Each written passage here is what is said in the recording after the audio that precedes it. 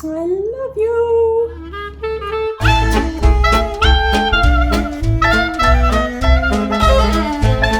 Hello and welcome to another video. My name is Heather and as always I'm reading with a vengeance. And I hope you are as well.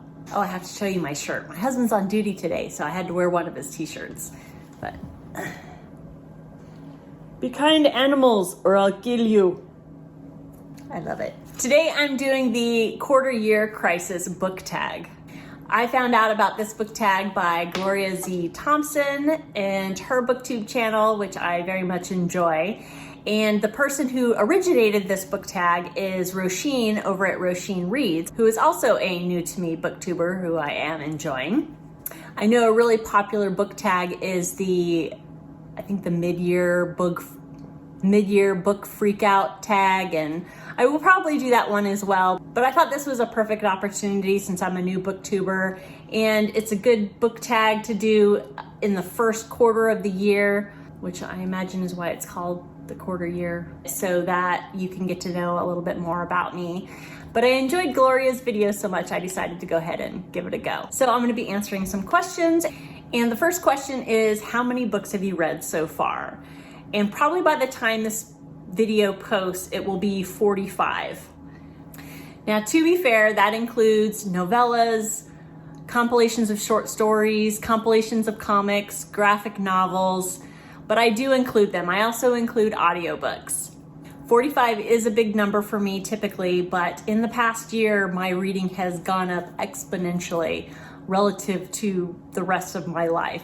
So I probably won't keep up this pace, but you never know. The next question is, have you already found a book you think might be a 2022 favorite?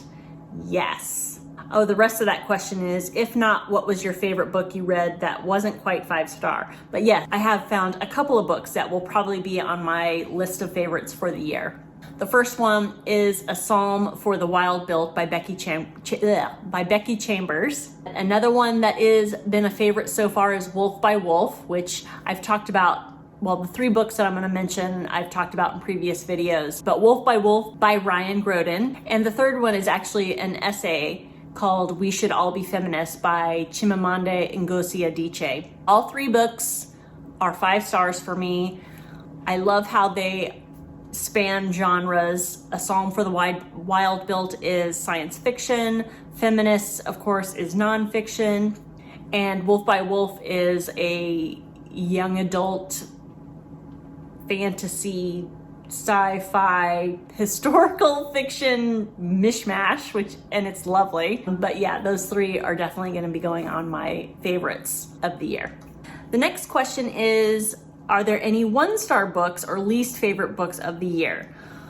Well, I've DNF'd 3, so I haven't given any 1-star. I don't like to rate books that I haven't finished. Oh, that's a lie. The books that I've DNF'd are Charming Billy, How to Lose the Time War, and the graphic novel adaptation of A Parable for the Sower. So those don't, I guess they do count as least favorites. One that I have finished, and the only one that I've given 1 star so far, was a collection of short stories called Her Body and Other Parties by Carmen Maria Machado. I just felt like the stories just went over my head. I felt like I just wasn't smart enough. So that's the only 1-star book I've read so far.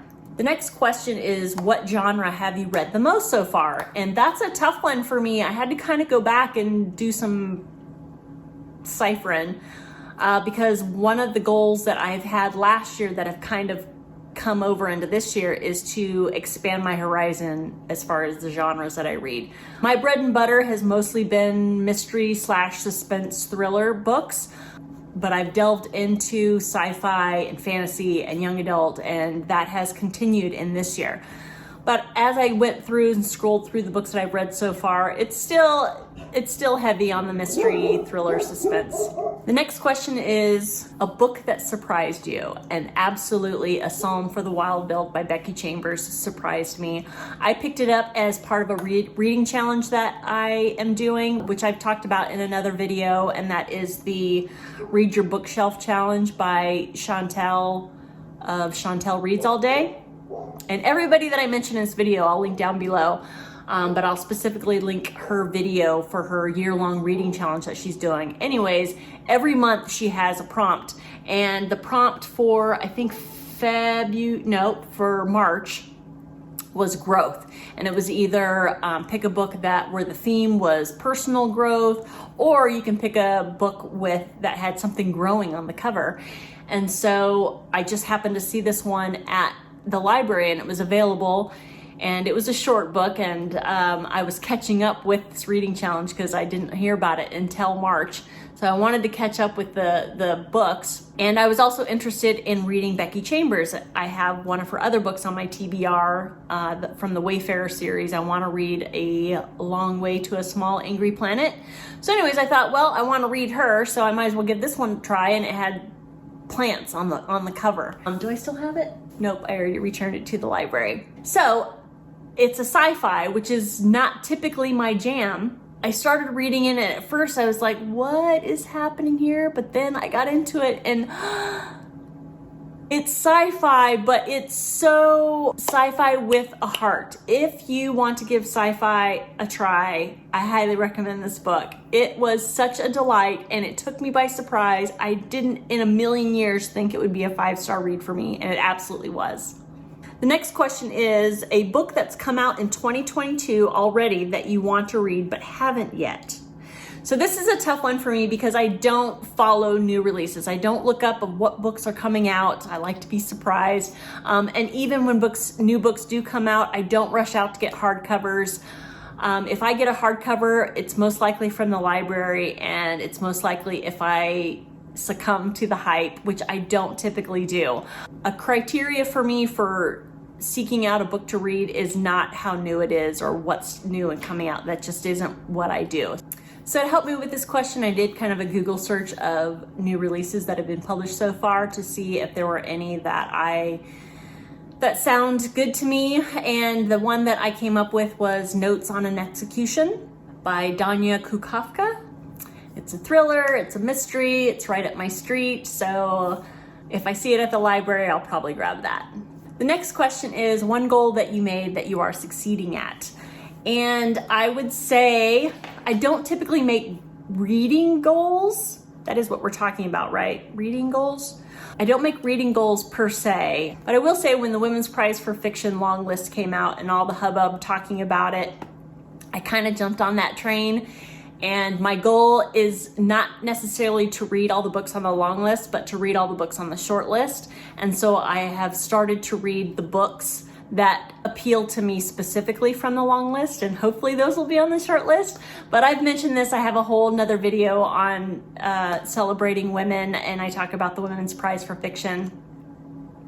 And so I guess as far as goals go, I guess you can say I'm succeeding. I'm halfway through the first book, which is the revival of Opal and Nev by Donnie Walton, and I'm enjoying it very much. And I guess the only other goal that I made last year, just kind of randomly as far as making a goal, and that is to seek out authors that are new to me and to explore different genres that I'm not normally comfortable with. And so far, I think I am succeeding at those. The next question is, what is one goal you made you need to focus on? I really want to make my way through my own personal library. I have over 100 books, which I guess compared to a lot of booktubers and bookstagrammers, I've seen some libraries that are just astounding. But I'm really trying to minimalize the amount of stuff I have, and I know books just aren't stuff. Books are prized possessions, and I totally get it, and I love having books in my house. But I think for me, I personally want a smaller library so that I don't feel quite so overwhelmed when I'm trying to decide what to read next. And so I am trying to read from my bookshelf, and I failed miserably this month, but in my defense, I've read probably more books from my library in the past 2 months than I have my entire life, I think. So yeah, I do want to concentrate on choosing from my own personal library as far as the books that I read. And the last question is, what are some new to you booktubers, bookstagrammers, book talkers for 2022 you recommend? Like Gloria, while she refers to herself as a granny, but she definitely is not an old lady by any stretch of the imagination. I, however, am truly an old lady, and sorry, there's Jay. I don't do book talk. It was hard enough for me to figure out how to do a reel on Instagram. And while I do a lot of, I guess, bookstagramming, I didn't really compile a list of bookstagrammers. I just thought, while we're on this platform of BookTube, I thought I would recommend some booktubers that are new to me, specifically booktubers that are new themselves and who have fewer than 1,000 subscribers. I have a few of them here. I have Kirsty over at Upside Down Books. She's been around for quite a while, but I really enjoy her videos. She is Australian, and I'm a sucker for accents, and I'm specifically a sucker for the UK and Australian people in general. She has a wide range of books that she talks about, and I just enjoy her videos so much. The next one is Gemma over at Gemma Books. She is from the UK, and she is relatively new, and I absolutely love her videos. She's super funny. It feels like you're sitting down having a conversation with her, and she's very engaging with her watchers, which I really appreciate. Kate at Kate Crafter is someone that I found recently. I absolutely love listening to her. Her voice is amazing. Her accent is amazing. She has a very eclectic selection of books. She also talks about movies that she's recently seen. She has a very dry sense of humor, which I so appreciate. I really love watching her videos. Matthew at Reading with Matthew is a joy to watch. He's super high energy. He talks about a lot of different types of books, and I really enjoy his style of speaking. Chloe at Persistent Bookworm is a joy to listen to. She also has an accent, which, not gonna lie, I'm a sucker for, but she also falls under all my other required criteria.